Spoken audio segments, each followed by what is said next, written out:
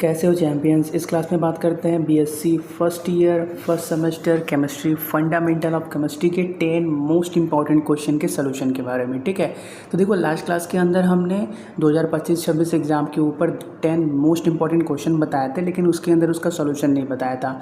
अगर आप उन क्वेश्चन को खुद से सॉल्व कर सकते हैं तो अच्छी बात है, अदरवाइज सोल्यूशन तो आज की क्लास में हम पूरा बताएंगे। ठीक है, तो देखो लास्ट 3-4 साल के पेपर को एनालाइज करके ये पता चला है कि ये जो 10 क्वेश्चन हैं अलग अलग यूनिवर्सिटी की हम बात करें तो अक्सर ही इनके आने की प्रोबेबिलिटी मैक्सिमम होती है। ठीक है, कई बार ये लॉन्ग में आते ही आते हैं।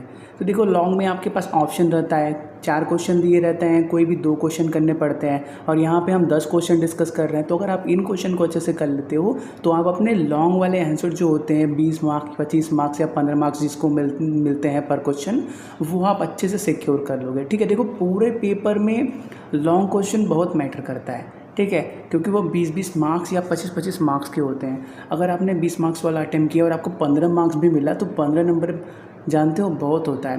केमिस्ट्री के एग्ज़ाम में आप जितना स्कोर कर लोगे आपके लिए प्लस पॉइंट होता है, क्योंकि जो भी आप पढ़ोगे फर्स्ट सेमेस्टर के अंदर सभी आप 11th-12th के अंदर पढ़ के आए हो। ठीक है, चलिए स्टार्ट करते हैं। आपको हर क्लास के PDF नोट भी मिल जाएंगे। ठीक है, देखो हम मॉडल पेपर भी डिस्कस कर रहे हैं, केमिस्ट्री के भी, दूसरे सब्जेक्ट के भी, और इम्पॉर्टेंट टॉपिक वाइज क्वेश्चन भी डिस्कस कर रहे हैं। ठीक है, तो देखो केमिस्ट्री की बात करें तो केमिस्ट्री का ये वाला video 10 most important topic wise question और मॉडल पेपर सभी हम एक सिंगल प्लेलिस्ट के अंदर लगा देंगे। आपको अलग अलग खोजने की ज़रूरत नहीं पड़ेगी। आप बस इस वीडियो के डिस्क्रिप्शन में जो प्लेलिस्ट दिख रहा है उसको सेव करके रख लेना, वहाँ पे आपको सभी वीडियो मिलेंगे। ठीक है, आपको हर क्लास के नोट्स भी मिलेंगे, इसलिए आपको नोट्स बनाने की प्रॉब्लम नहीं है। ठीक है, टाइम लिमिटेड है तो इसीलिए नोट्स मिल रहा है, उसका अच्छे से यूज़ करो, टाइम पे उसको रिवाइज करते रहना। ठीक है, और प्रैक्टिस भी करते रहना। मॉडल पेपर भी है, उसकी हेल्प से प्रैक्टिस भी करते रहना। 1 मिनट रुक जाओ।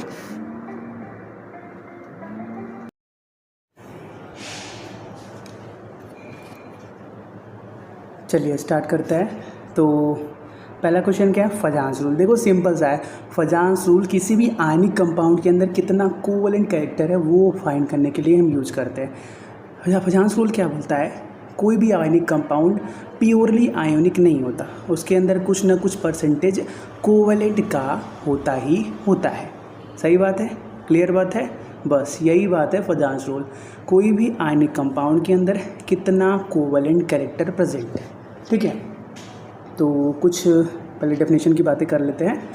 तो Fajans rule predict the covalent character of ionic bond based on the polarization of ions. ठीक है, किसी भी आयनिक बॉन्ड के अंदर कितना कोवलेंट कैरेक्टर है इस बात को पता करने के लिए हम क्या करते हैं, फजांस रूल का यूज़ करते हैं। और फजांस रूल किस पे काम करता है, पोलराइजेशन ऑफ आयंस के ऊपर काम करता है। ठीक है, पोलराइजेशन क्या होता है थोड़ा सा भी आगे देख लेते हैं। ठीक है, तो देखो यार फजांस रूल बोलता क्या है, states that smaller cation large anion and high ionic charge lead to increase polarization and consequently more covalent character in bond. अब थोड़ा सा पहले पोलराइजेशन समझा दे तब ये क्लियर होगा। ठीक है, देखो मान लेते हैं हमारे पास एक आटम है, तो आटम के अंदर क्या होता है, बीच में न्यूक्लियस होता है, सबको मालूम है, और अगल बगल क्या है, इलेक्ट्रॉन रिवॉल्व करते रहते हैं, सबको मालूम है।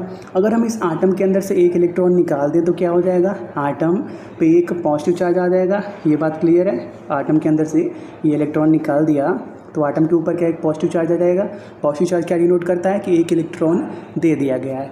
मान लेते हैं एक और आटम है, यहाँ पे बीच में न्यूक्लियस और यहाँ पे इलेक्ट्रॉन रिवॉल्व कर रहे हैं। ठीक है, हमने जो एक्स्ट्रा इलेक्ट्रॉन इसमें से निकाला था इस वाले में से, मान लेते हैं इसको दे दिया। ठीक है, इसको दे दिया तो क्योंकि इसके पास एक्स्ट्रा एक निगेटिव पार्टिकल मतलब इलेक्ट्रॉन आ गया है तो इसके ऊपर क्या होगा, एक निगेटिव साइन आ जाएगा। निगेटिव साइन क्या इंडिकेट करता है कि इस आटम के पास एक एक्स्ट्रा क्या है, इलेक्ट्रॉन है। ठीक है, चलो तो होगा क्या, अगर इस पॉजिटिव चार्ज वाले को बात करें, पॉजिटिव चार्ज मतलब ऐसा आटम जिसपे ऊपर पॉजिटिव चार्ज है उसको हम क्या बोलते हैं, कैटायन बोलते हैं। ठीक है, तो कैटायन को हम ऐसे C+ से डिनोट कर लेते हैं और एनायन को हम ऐसे A- से डिनोट कर लेते हैं। एनायन क्या होता है, ऐसा आटम जो इसने इलेक्ट्रॉन एक्सेप्ट किया है। ठीक है, तो अगर हमारे पास कैटायन का साइज़ छोटा है और एनायन का साइज़ मान लेते हैं बड़ा है, तो बड़ा है तो यहाँ पर बाहर क्या होंगे, इलेक्ट्रॉन रिवॉल्व कर रहे होंगे, आउटर मोस्ट सेल के अंदर इलेक्ट्रॉन रिवॉल्व कर रहे होंगे। तो कैटायन जिसका साइज छोटा होता है वो क्या करता है, इन इलेक्ट्रॉन्स को, ये देखेगा इन इलेक्ट्रॉन्स को, तो क्या करेगा, इन इलेक्ट्रॉन्स को थोड़ा सा अपनी तरफ खींच लेगा, जिससे क्या होगा ना, कैटायन का साइज़ तो वैसे का वैसे ही रहेगा, लेकिन एनायन का साइज़ थोड़ा सा ऐसे हो जाएगा, ठीक है, कुछ इलेक्ट्रॉन यहाँ पे शिफ्ट हो जाएंगे। तो ये जो कैटायन ने क्या किया, एनायन के इलेक्ट्रॉन क्लाउड को डिस्टॉर्ट किया, मतलब बिखेर दिया, उसको हम क्या बोलते हैं, डिस्टॉर्शन बोलते हैं। और कैटायन ने जिस पावर से इन इलेक्ट्रॉन्स को खींचा उसको हम क्या बोलते हैं, पोलराइजिंग पावर बोलते हैं। और ये जो फिनोमिना हो रहा है इसको हम पोलराइजेशन बोलते हैं। पोलराइजेशन क्या है, कैटायन द्वारा इलेक्ट्रॉन क्लाउड को बिखराने की क्या बोलते हैं यार, फिनोमिना बोलते हैं, ठीक है। तो उसको हम क्या बोलते हैं, पोलराइजेशन बोलते हैं। क्लियर है। चलो, तो क्या बोलता है वजांस रूल, अगर हमारे पास कैटायन का साइज जितना छोटा है वो उतना बढ़िया है, ठीक है। कैटायन का साइज जितना छोटा उतना अच्छा। एनायन का साइज जितना बड़ा रख दो उतना अच्छा। एनायन का साइज बड़ा क्यों रख रहे हैं, देखो यार, बड़ा इसलिए रख रहे हैं, एनायन मतलब क्या, एनायन के ऊपर एक एक्स्ट्रा इलेक्ट्रॉन है। एक इलेक्ट्रॉन भी हो सकता है, 2 भी हो सकता है, 3 भी हो सकता है, कितने भी हो सकते हैं, ठीक है। ये न्यूक्लियस है। तो एनायन मतलब क्या, निगेटिव पार्टिकल। निगेटिव मतलब क्या, उसके पास एक्स्ट्रा इलेक्ट्रॉन है। तो अगर उसका साइज़ बड़ा है तो वो अपने वैलेंस इलेक्ट्रॉन को उतना अच्छे से पकड़ नहीं पाएगा, उतना टाइटली अच्छे से पकड़ नहीं पाएगा जितना टाइटली वो अंदर के इलेक्ट्रॉन को पकड़े होगा। तो होता क्या है, अगर हमारे पास छोटा सा कैटायन आ जाता है तो वो आराम से इन बाहर के इलेक्ट्रॉन को अपनी तरफ क्या हल्का सा शिफ्ट कर लेगा।